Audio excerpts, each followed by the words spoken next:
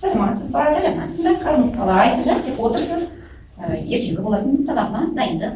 Қанша жыл еңбек өтілім болса да, күніне бірінші бір өткізетіндей осылай дайындық етеміз. Саған да жас маман ретінде айтарым, Арайлым қызы, болашағыңнан зор үміт күттіретін жас мамандардың бірісің. Сондықтан алдын ала дайындық ол өте дұрыс. Қазір мен қарап отырсам міне, ұлттық құндылықтарға аса көп мән беремін. Қазір ұлттық құндылықтарға жоғары бағалануда. Сен де күнделікті өзің ұйымдастырған оқу қызметтерінде ұлттық құндылықтарымызды кеңінен қолдансаң, нұр үстіне нұр болар еді. Мысалы мен қазір қарап отырсам, мен мына бәйге ойынына, міне біз көріп отырғандай, бәйге аттарын қиып отырмын. Осыларды жеке-жеке қиып, қазір мен саған көрсетіп отырайын, міне жерде қиған тұрым бар, міне осылай қиып аттарымызды. Бұларды сосын екі жағынан көріну үшін бірдей болсын деп. Екі уақытта мен сені ұстап көріп, осылай желіде жапсырып бар, мен саған көрсетейін. Ол үшін жаңағы аттарымызды астына оңай сырғанау үшін мынандай қатты қағазға бекітіп, мынандай жіп байлаймыз арнайы. Бірнешеуін істеуге болады, бірнеше баланы қатар отырғызып қойып, яғни жіпті тарту арқылы. Түсіндің ғой, иә? Қай өзі көремін. Ал қалай ойлайсың, бұл баланың қандай қабілеттері дамиды осы ойын арқылы? Балалар жылдамдыққа, ептілікке қызық болады, және де қолының несін дамытады деп ойлайсың? Моторикасын жақсы дамытады, иә, мен сол үшін айтамын. Саған әсіресе қазақта бізде ұлттық ойындар десе, ат ойындары ерекше, сондықтан да саған айтып жатырмын. Қазақ халқында жалпы ұлттық құндылық десе, ол ұлттық құндылыққа не жатады? Мақал-мәтел, жұмбақтарымыз, салт-дәстүріміз, әдет-ғұрпымыз, соның ішінде әсіресе осы ұлттық ойындар, біз батыс жасындағы балалар болғандықтан ұлттық ойындарға көп мән беруіміз керек. Ал енді жаңағы мынау ат ойындарында айтқандай, бұлар үстел үсті ойын болу, иә, біз енді балабақшада ат жарыстар ойнатпаймыз ғой, үстел үсті ойындар арқылы ойнатып жатырмыз. Ал енді Арайлым соны маған бере қойып, екіншісін маған бере қойып, бұл өзің көріп отырғандай асық, көріп тұрсың ғой, асық. Біз тағы да асық ойындарына көп мән береміз. Қазақ халқының бізге жеткен осы уақытқа дейінгі көне ұлттық балалармен ойын, яғни енді қазір асықтар сатылымда, дайын күйінде де бар. Оны балалар ойлауы мүмкін, бұл дайын асық екен деп. Ал біз балалар оларды қайдан алатынымызды үйретуіміз керек. Мәне сен теліп келіп отырма, бір құлағыңды тыңдап отыр, мынау үлкен асықты мен қолдан дайындап жатырмын, сен мына жерді тігіп отыр. Жақсы. Бұл асықтар өзің көргендей түрлі түсті, балаларға ыңғайлы, ұстауға үлкен. Мына жерде бізде табиғи асықтар болса, мына қолдан жасалған жасанды, яғни асықтар. Бұл асықтармен не ойнауға болады деп ойлайсың? Сен бұл не істеледі, қалай пайдаланады бұл асықтар? Ең бастысы бұл жерде бізде бала өмірі қашанда бірінші орында тұрады, қауіпсіздік, баланың қауіпсіздігі. Сондықтан ең бастысы бұл жұмсақ балаға қатты тиіп кетеді деп уайымдамайсың.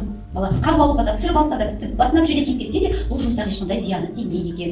Ал біз жаңағы асықтармен атап өттім, балалар ойлап қалмасын деп, ол сатылымдағы дайын асық екен деп. Әрине сатылымда дайын бар, ол да жақсы шығар, бірақ балалар негізі білу керек, ол асық деген қайдан келді бізге. Осы уақытқа шейін бізге сонау ата бабамыздың дәуірінен бері келе жатыр ғой. Оның мынандай асық жілік деген жіліктен алынатындығы, яғни қой, ешкі сияқты ұсақ малдардағы ашық жілік деген жіліктің болатындығы, сол жіліктің басында мынандай асықтың тұратындығын, міне орын бар өзінің, сол асықты біз аламыз да, яғни түрлі түсті қылып бояп күнделікті сабағымызға қолданып жүрміз, өзің де пайдаланып жүрсің. Бұны балалар білуге міндетті. Мен сол себепті саған айтып жатырмын.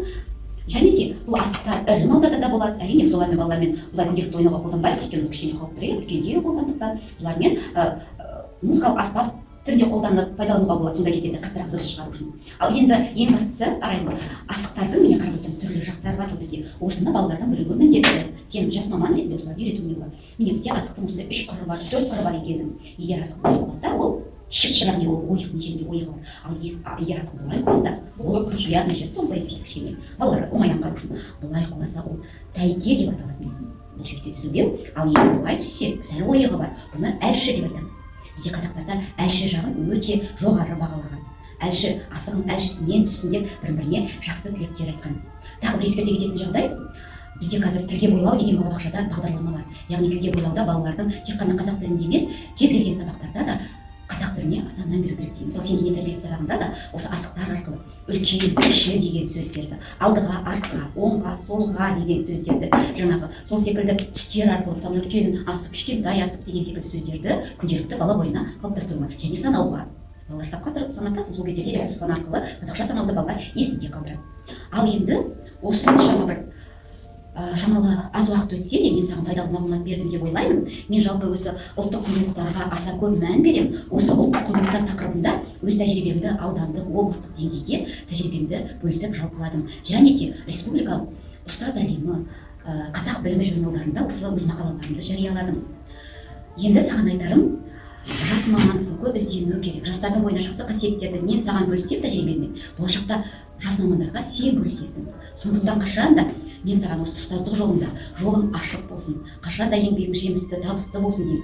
Тек қана асығың әлжесінен түссін деп саған мына бір керемет асықты сыйға тартқым келеді. Рахмет. Тек қана сәттілік болсын өміріңде.